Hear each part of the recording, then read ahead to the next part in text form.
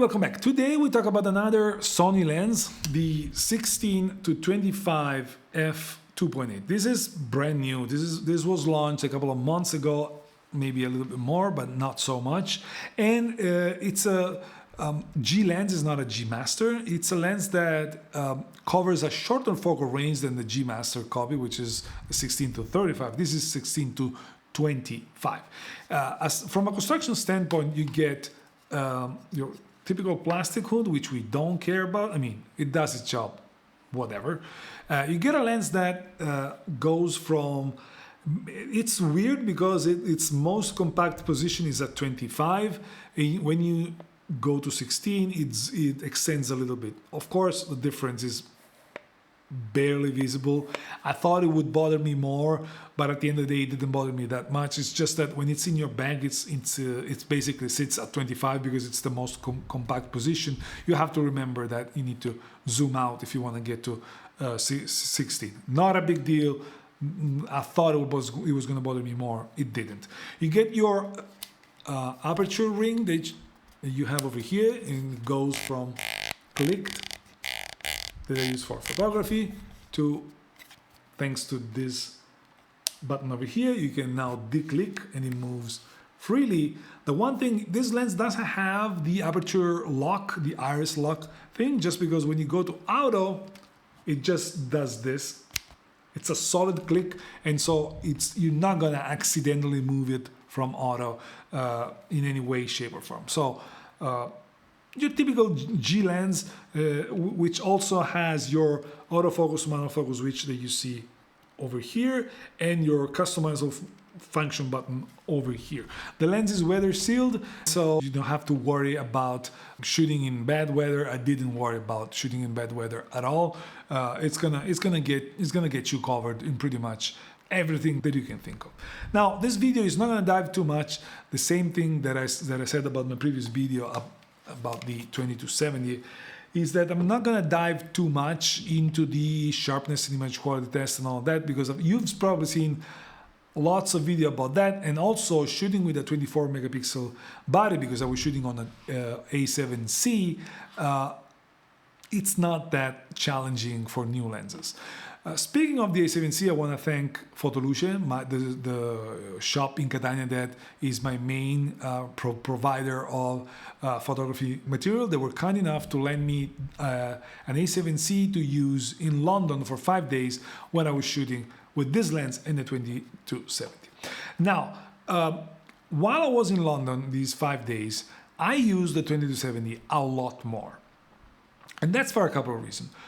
Speaking of my experience, while the 20-70 gave me that wow factor, that it's a lens that anytime I was reviewing my shot with that lens, I was saying, whoa, how's that possible? How is it that sharp? How is it that good? How is it that... It was exciting. This one was doing its job, but it wasn't exciting me that much. Also, usually you have your 24-70. In this case, I had a 20-70, so my need to go wider than 20 and go to 16 was very, very limited. So I didn't use it as much as I did with the 20-70. Again, video that you see over here. But I still used it, and I still tested it, and mostly when I needed f2.8, because this one is f2.8 when the 20-70 is f4. And in those environments, the lens did really, really good. The other focus is fast, but it goes without saying with Sony, and I'm pretty sure with newer cameras it's gonna go even better.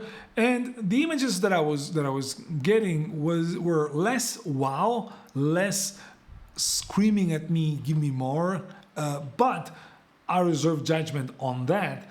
But they were nice. They were good. They were color were nice. The sharpness looked more than fine. I had a little bit more of a hard time getting used to this lens rather than compared to what I did with the 20-40, with the 20-70, and that's probably why I was less impressed. But that being said, I cannot really complain. The one thing that I noticed, which is important, is that it was giving me very good sharpness on a low megapixel sensor, however, even at very close apertures. I shot a couple of shots at f/16 trying to see what was the thing about sun stars, and the sun stars came out really good, and surprisingly good was the sharpness across the image.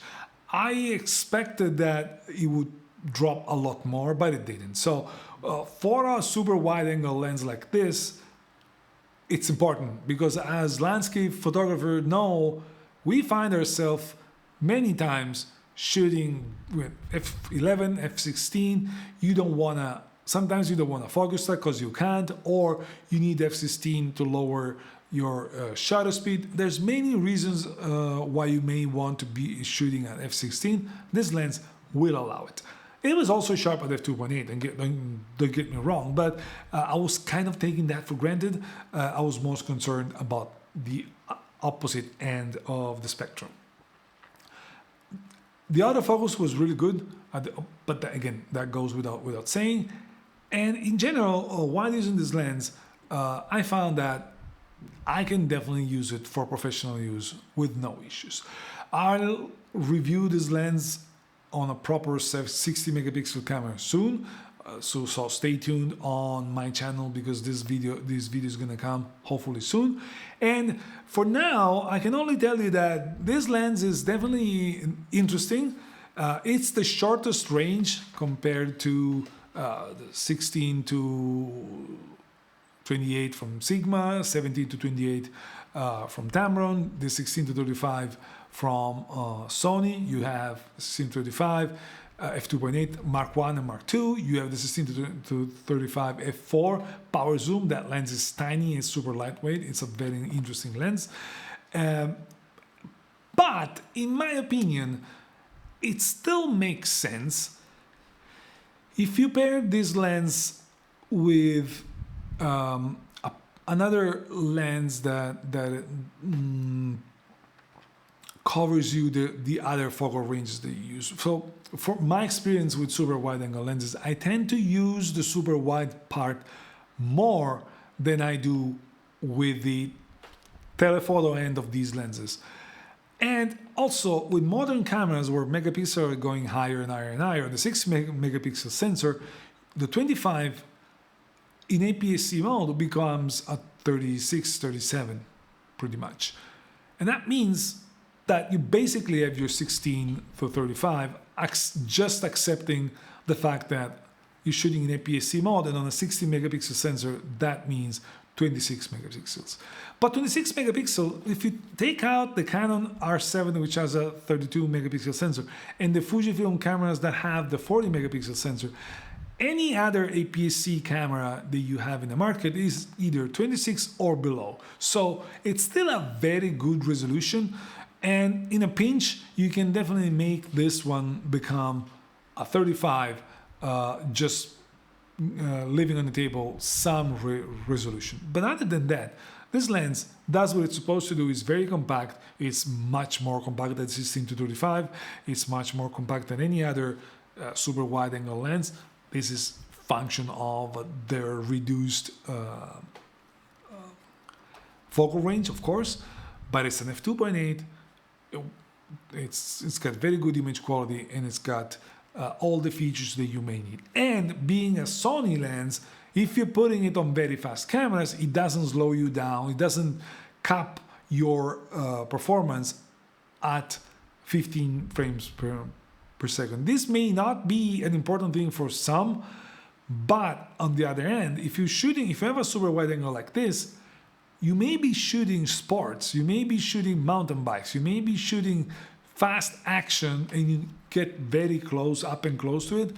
Well, the fact that it's a Sony lens that costs $1,200 or something like that, and it's not breaking the bank, and it's not slowing down your camera or capping your performance, may become a very important thing. Of course, it still costs more than the Tamron and Sigma counterparts, but the difference now is not that dramatic. The 16 to 35 GM Mark II is over $2,000, while the Sigma and Tamron alternatives are less than $1,000. This one bridges the gap and makes those lenses be a little bit less interesting just because you don't have any performance drop thanks to the fact that it's a Sony lens. Again, stay tuned. I'll review this lens in a more deep way. This video is sponsored by Audio. I forgot to tell you at the beginning of the video.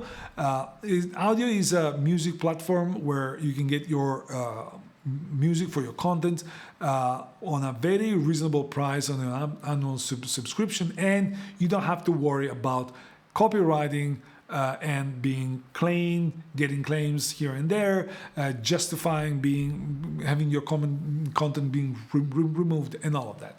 I've been using them for the last months, and the music they get out of them is really interesting, and they keep working on that. They keep adding stuff on it. So it's a very nice platform, and they get you 70% off if you register with the link that you find down below with the discount code.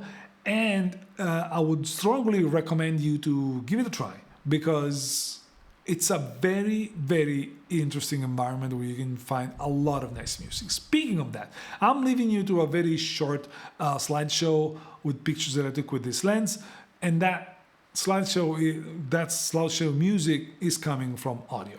That's it for today. I'll ask you to subscribe, leave me a thumbs up, and comment down below what do you think about this lens, what do you want me to test on this lens for future proper review, and let me know what you think in general about what I'm doing. I'll see you in the next one. Ciao.